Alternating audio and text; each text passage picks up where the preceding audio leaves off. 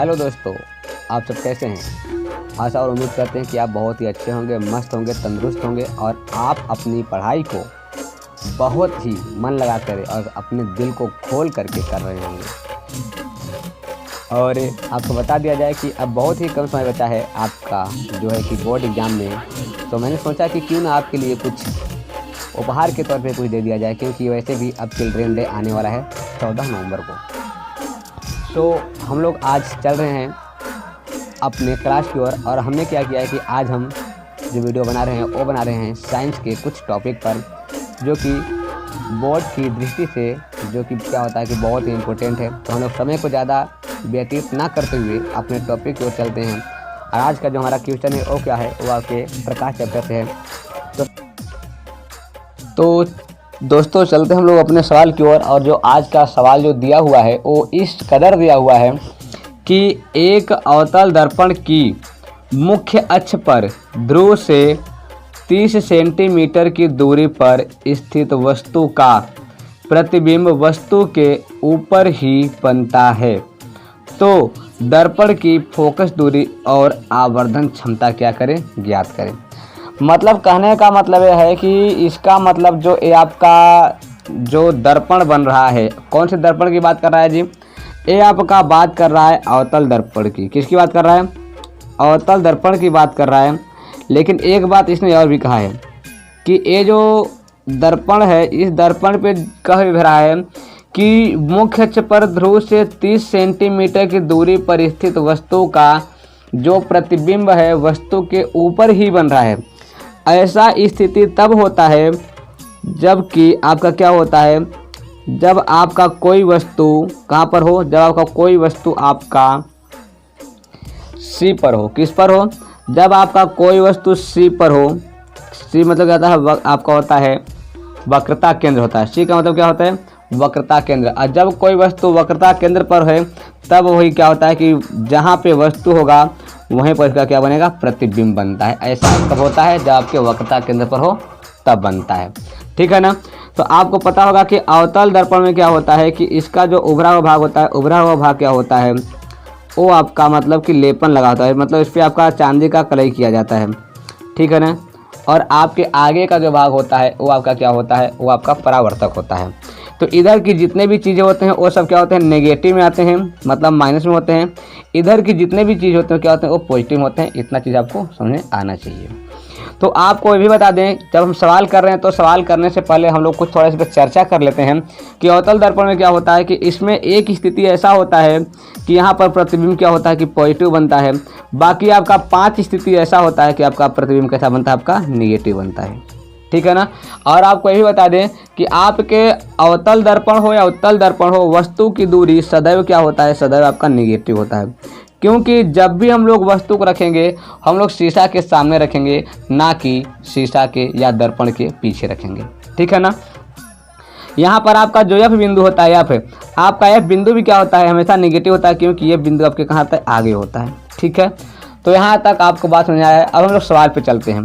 क्या सवाल में दिया ही था कि जो है कि एक अवतल दर्पण की मुख्य अक्ष पर ध्रुव से 30 सेंटीमीटर की दूरी पर, तो हम बात करेंगे कि एक वस्तु रखा है। तो भाई साहब हम कहेंगे कि u का मान तो आपको दे रहा है, u का मान कितना दे रहा है जी, u का मान दे रहा है 30 सेंटीमीटर। कितना दे रहा है जी, 30 सेंटीमीटर दे रहा है। लेकिन 30 सेंटीमीटर है तो भाई साहब कौन सा दर्पण है भाई, तो आपका चाहे उत्तल हो चाहे अवतल हो, आपका वहाँ पर मैंने क्या भी आपको मैंने बताया कि वहाँ पर आपका जो वस्तु का जो मतलब की स्थिति होगा वो सदैव किस में होगा, वो माइनस में होगा। किस में होगा, माइनस में होगा। फिर आपको क्या मिला हुआ है, फिर आपको दे रहा है कि अब यहाँ से आपको कह रहा है कि जो इसका वस्तु का जो प्रतिबिंब बन रहा है वो वहीं उसके ऊपर बन रहा है। तो भाई साहब हम कहेंगे तब तो भाई v का मान भी मिल गया। तो v का मान भी क्या हो जाएगा, माइनस हो जाएगा, क्योंकि माइनस की ओर है तो क्या हो जाएगा, माइनस क्या हो जाएगा, 30 सेंटीमीटर। ठीक है ना। तब क्या कह रहा है कि तब दर्पण की फोकस दूरी और आवर्धन क्षमता ज्ञात करिए। तब कह रहा है कि तब आप बताइए कि f बराबर क्या होगा, a बराबर क्या होगा, और बोल रहा है कि m बराबर क्या होगा। ये आपसे दो चीज़ पूछ रहा है। पता होगा कि दर्पण सूत्र क्या होता है, हम एक बार फिर लिख दे रहे हैं कि दर्पण सूत्र। तो दर्पण सूत्र क्या होता है जी, दर्पण सूत्र होता है आपका 1/f बराबर 1/v प्लस 1/u। ये आपका होता है दर्पण सूत्र, ठीक है ना। यहीं से आपको सवाल को क्या करना है, आपको हल करना है। हमें पता है कि सवाल हमारा थोड़ा सा बड़ा होगा, तो हम क्या करेंगे कि हम यहीं पर इसको दो भागों में बांट देते हैं। क्या करते हैं हम, इस पेज को हम क्या करेंगे, इस पेज को हम दो भागों में बांट देते हैं। तो चलिए बांट लेते हैं पर हम, ताकि हम सवाल करने में कोई दिक्कत ना हो। तो हमने पेज को दो भागों में बांट दिया। पहले हम इधर सवाल को हल कर लेंगे, बाद में हम सवाल को इधर हल कर लेंगे। तो चलिए सवाल को हल करते हैं।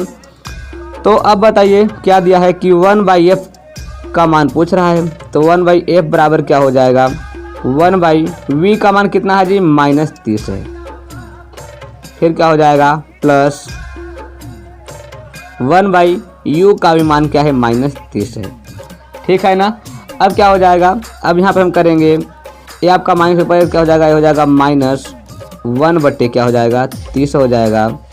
फिर प्लस यहाँ पे बताइए कि प्लस माइनस क्या हो जाएगा, माइनस हो जाएगा। फिर हो जाएगा 1/30 हो जाएगा, ठीक है ना। अब क्या हो जाएगा, अगर हम बात करें कि इन दोनों का एलसीएम क्या हो जाएगा, तो 30 और 30 का एलसीएम तो भाई 30 ही होगा। 30 एक्का 30 तो 1 एक्का 1 -1, फिर माइनस 30 एक्का 30 तो 1 एक्का 1, तो कुल मिला के आपके पास कितना आ गया, माइनस माइनस क्या हो जाएगा, माइनस ही होगा। 1 और 1 2 क्या हो जाएगा, 30 हो जाएगा। अब आपको पता होगा कि आपको ये मान किसका आया हुआ है। ये आपके पास जो मान प्राप्त हुआ है, ये आपका मान प्राप्त हुआ है 1/f बराबर क्या प्राप्त हुआ है, -2 कितना प्राप्त हुआ है, 30 प्राप्त हुआ है। तो जब हम क्या करेंगे, जब हम f का मान ज्ञात करेंगे तो क्या हो जाएगा, उल्टा हो जाएगा। तो इसको काट लेते हैं, तो क्या हो जाएगा आपका, ये आपका हो जाएगा 2 एक्का 2 और 15 दूनी 30, ठीक है। किसमें जाएगा, माइनस में हो जाएगा। तो आपका जो f का मान आएगा, किसका, जो आपका f का मान आएगा वो क्या हो जाएगा, a बराबर हो जाएगा -15 क्या हो जाएगा, सेंटीमीटर। क्या हो जाएगा आपका f का मान, आपको क्या हो जाएगा, -15 सेंटीमीटर। ये आपका f का मान आ गया, ठीक है ना। अब थोड़ा आगे चलते हैं। बोल रहा है फिर कि भाई साहब m का भी तो मान ज्ञात करना है। आपको f का मान तो मिल गया, अब आपको क्या ज्ञात करना है, m का भी मान ज्ञात करना है। तब क्या करेंगे, तब क्या करेंगे, होता है m बराबर होता है, क्या होता है जी, m बराबर होता है -v/u होता है। क्या होता है, -v/u, क्योंकि आवर्धन का जो सूत्र होता है वो होता है -v/u, ठीक है ना। अब चलिए इसको चेक कर लेते हैं क्या होगा इसका आंसर।